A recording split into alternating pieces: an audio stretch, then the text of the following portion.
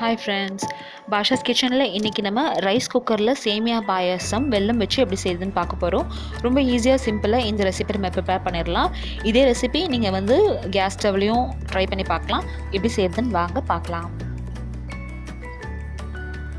First ஒரு கடாயில் நம்ம செய்ய போகிற சேமியா பாயாசத்துக்கு தேவையான சேமியாவை வறுத்து எடுத்துக்க போகிறோம்.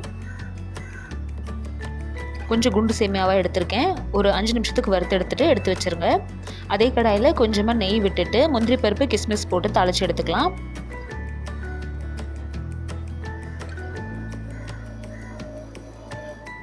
இப்போ ரைஸ் குக்கர் எடுத்துக்கோங்க. அதில் 3/4 லிட்டர் அளவுக்கு பால் சேர்த்துக்கலாம். பால் நல்லா திக்காக இருக்குது அப்படின்றதுனால நான் இன்னும் 1 கிளாஸ் அளவுக்கு தண்ணி சேர்த்துக்கிறேன். வறுத்து எடுத்து வச்சுக்க சேமியாவை சேர்த்துருங்க. 2 ஏலக்காய் சேர்த்துருங்க. இப்போ மூடி வச்சு ரைஸ் குக்கரை ஆன் பண்ணிடுங்க. கரெக்டாக 10லேருந்து 15 நிமிஷத்தில் இது கீப் வார்ம் அப்படின்ற மோடுக்கு போயிடும். நடுவில் ஒரு தடவை ஓப்பன் பண்ணி இந்த மாதிரி கிளறி விடுறேன்.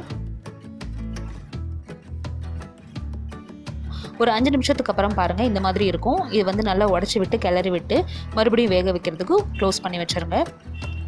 கரெக்டாக ஒரு 7லேருந்து 8 நிமிஷத்தில் நம்மளோட சேமியா எல்லாம் வெந்திருக்கும். சேமியா வெந்ததுக்கப்புறமா இதில் தட்டி எடுத்து வச்சுருக்கிற வெல்லம் சேர்த்துருங்க. ஸ்வீட்டுக்கு ஏற்றாப்பில் நீங்கள் வந்து வெல்லம் சேர்த்துட்டு நம்ம வறுத்து எடுத்து வச்சுக்க முந்திரி பருப்பு அப்புறம் கிஸ்மிஸ் அதையும் சேர்த்துட்டீங்க அப்படின்னா அவ்வளோதான், நம்மளோட சேமியா பாயசம் தயாராகிடுச்சு. இந்த ரெசிபி உங்களுக்கு பிடிச்சிருந்துச்சு வீடியோக்கு லைக் கொடுங்க. இந்த சேனல் ஃபர்ஸ்ட் டைம் பார்க்குறீங்கன்னா கண்டிப்பாக சப்ஸ்கிரைப் பண்ணுங்கள். இதே மாதிரி ரைஸ் குக்கர் ரெசிபிஸ் உங்களுக்கு வேணும் அப்படின்னா டிஸ்கிரிப்ஷன் பாக்ஸில் லிங்க் பாருங்கள். தேங்க்யூ ஸோ மச் ஃபார் வாட்சிங். பாய்.